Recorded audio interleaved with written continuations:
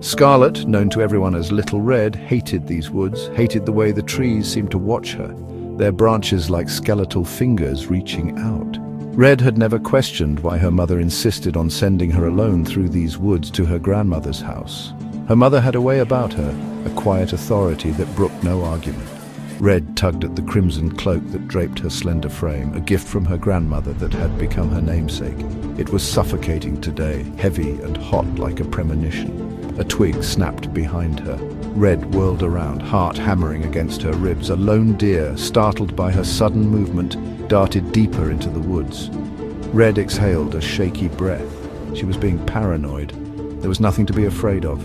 Her mother had assured her of that. Still, she picked up her pace, the image of her grandmother's kind, wrinkled face urging her forward. She just had to get through these woods. Then she'd be safe. Safe in the grand, imposing mansion that overlooked the town. Safe with her grandmother, the only person who truly loved her, or so she thought. He materialized from the shadows, leaning against a towering oak as if he were a figment of the woods themselves. A man who seemed to radiate effortless charm and danger in equal measure. He was dressed impeccably, a stark contrast to the rugged surroundings, in a tailored suit that probably cost more than Red's entire wardrobe. His smile was a touch too sharp, his eyes glinting with something that sent a shiver down her spine. "Hello there, Little Red Riding Hood," he drawled, his voice a smooth baritone that seemed to wrap around her like velvet. "Lost your way, have you?" Red clutched the basket tighter, her initial fear giving way to a strange sense of fascination. She'd never met anyone like him. He was like a character from one of the romance novels she devoured when her mother wasn't looking, dangerous and exciting. "I'm not lost," Red retorted, her voice a nervous tremor in the stillness of the woods. "I'm going to my grandmother's house." The man chuckled, a low rumble in his chest, and took a step closer. Red's hand instinctively went to the silver locket she always wore, a gift from her grandmother. It felt strangely cold beneath her fingers. "A beautiful girl like you, all alone in these woods? Surely you could use some company," he purred, his gaze lingering on her for a beat too long. Red felt a blush creep up her neck. She knew she shouldn't entertain this, she should just keep walking. But something about him, the danger, the charm, held her captive. "So tell me, Little Red Riding Hood," the man pressed, his voice a silken whisper that sent shivers down her spine. "What delicacies are you hiding in that basket? Something tells me it's more than just bread and jam." Red hesitated, her grip tightening on the wicker handle. Her mother's instructions echoed in her ears. "Don't speak to strangers." But this man, familiar somehow, dangerous but familiar. "It's just food for my grandmother," Red replied, her voice barely above a whisper. "She's not feeling well." The man raised an eyebrow, his gaze skeptical. He took another step closer, and Red found herself rooted to the spot, unable to move, unable to look away from the hypnotic intensity of his eyes. "I'm sure your grandmother would appreciate a visit from someone as charming as yourself," he said, his voice dropping to a conspiratorial whisper. "Why don't I accompany you? I'd hate for you to face these woods alone." The woods seemed to press in around them, the light fading as the sun dipped below the horizon. Red shivered, a strange mix of fear and anticipation coursing through her veins. "I shouldn't," she murmured, though her voice lacked conviction. He leaned in closer, his breath warm against her ear. "Don't worry, Little Red Riding Hood. I'll protect you." And with a final lingering smile, he turned and melted back into the trees, leaving Red alone with her pounding heart in the growing darkness. The grand oak doors of her grandmother's mansion loomed before her, their brass knockers gleaming in the twilight. The mansion was a monument to old money, every inch whispering of a bygone era of elegance and opulence. Red had always been both intimidated and fascinated by it. It was a place of secrets, she was sure of it. Secrets whispered in darkened hallways and hidden behind locked doors. She raised her hand and rapped on the heavy wood, the sound echoing through the stillness. There was no answer. Red frowned, a knot of unease tightening in her stomach. Her grandmother was always prompt, always waiting for her. She knocked again, louder this time, and thought she heard a muffled thump from inside, followed by an eerie silence. Pushing open the heavy door, Red stepped inside, the air thick with the scent of beeswax and something faintly metallic that she couldn't quite place. The foyer was dark, the only light filtering in through the stained glass windows that lined the walls. Shadows danced in the flickering candlelight, twisting familiar shapes into something monstrous and menacing. "Grandmother!" Red called out, her voice echoing in the cavernous space. Only silence answered her. A shiver ran down her spine. She knew with a certainty that chilled her to the bone. Something was terribly wrong. The hallway stretched before her, a tunnel of shadows and flickering candlelight. Red moved cautiously, each creaking floorboard sounding like a scream in the stillness. She could feel her pulse pounding in her ears, her breath catching in her throat. The metallic scent was stronger now, making her stomach churn. She reached her grandmother's bedroom door and paused, her hand hovering over the ornate handle. A low moan, barely audible, came from within. Red's blood ran cold. Taking a deep breath, she pushed open the door and stepped inside. The sight that greeted her made her gasp, a scream dying in her throat.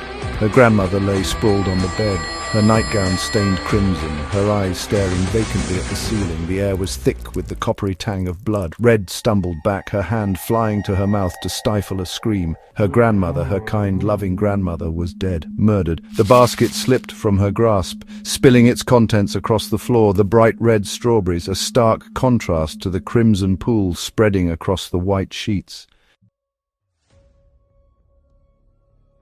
A hand clamped down on her shoulder, spinning her around. Red found herself staring into the cold, calculating eyes of her mother, her face a mask of shock and horror. "Mother!" Red gasped, her voice a strangled cry. "Grandmother, she's—" Her words died in her throat as she took in her mother's appearance. Her clothes were immaculate, her hair perfectly coiffed, but there was a smudge of crimson on her cheek, a dark stain on her pristine white gloves. "Oh, darling," her mother breathed, her voice trembling with feigned grief. "What have you done?" Red stared at her, her mind reeling. What was her mother talking about? "Don't play innocent," her mother hissed, her voice low and dangerous. "I knew you'd always resented her, the money, the attention. But to kill her in cold blood?" Red's eyes darted to the overturned basket, the scattered strawberries, the bloodstains on her cloak. It all painted a damning picture. A picture her mother was all too eager to paint. I didn't—" Red stammered, her voice lost in the face of her mother's cold, accusatory stare. "Don't lie to me!" her mother shrieked, her voice cracking with faux anguish. "You were always a difficult child, but I never thought you were capable of this." She took a step back, her eyes filled with a calculated mix of horror and pity. "You need help, darling. Serious help." The sirens wailed in the distance, drawing closer, their sound a chilling echo of Red's shattered innocence. She sat huddled on the floor of her grandmother's bedroom, her hands twisted in the fabric of her blood-stained cloak. It was all a blur, a nightmare she couldn't wake from. One minute she was standing over her grandmother's body, the next she was surrounded by police officers, their faces grim, their eyes filled with accusation. Her mother, her face stained with expertly crafted tears, had spun a convincing tale, a tale of a troubled daughter driven to madness by jealousy and resentment.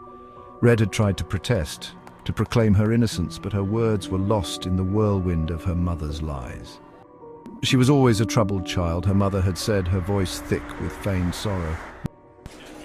I tried my best, but she was always drawn to the darkness, and the police officers, their minds already made up, had nodded in grim understanding. Red watched as they led her away, her mother's cold, triumphant gaze following her every step. "I did it for us, darling," her mother whispered, her voice a chilling caress that sent shivers down Red's spine. "Now, with your grandmother gone, her fortune is all yours, all ours." The bars of the holding cell felt cold and unforgiving against Red's cheek.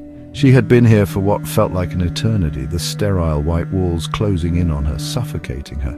They had taken her cloak, her only comfort in this cold, alien place. But the metallic scent of blood lingered, a constant reminder of the nightmare she couldn't escape.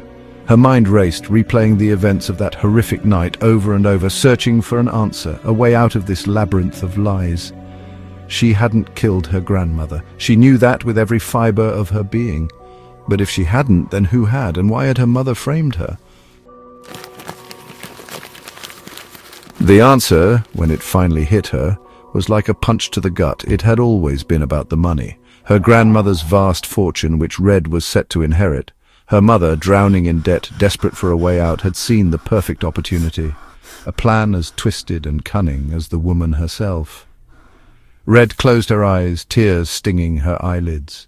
She had been nothing but a pawn in her mother's twisted game, a means to an end. And now, trapped in this cage of lies, she was paying the ultimate price. A shadow fell across the bars, and Red looked up to see her mother standing there, her silhouette framed by the harsh fluorescent light. She was smiling, a triumphant glint in her eyes, but it didn't reach her cold, calculating gaze. "They're never going to believe you, darling," her mother purred, her voice a venomous whisper that slithered through the bars. "You're all alone now. No one to trust, no one to save you." Red stared at her mother, a maelstrom of emotions swirling within her. Betrayal, anger, fear, but even in the face of such monstrous cruelty, a spark of defiance ignited within her. "You're wrong," Red said, her voice surprisingly steady. "I may be trapped now, but I will find a way to expose you for what you really are."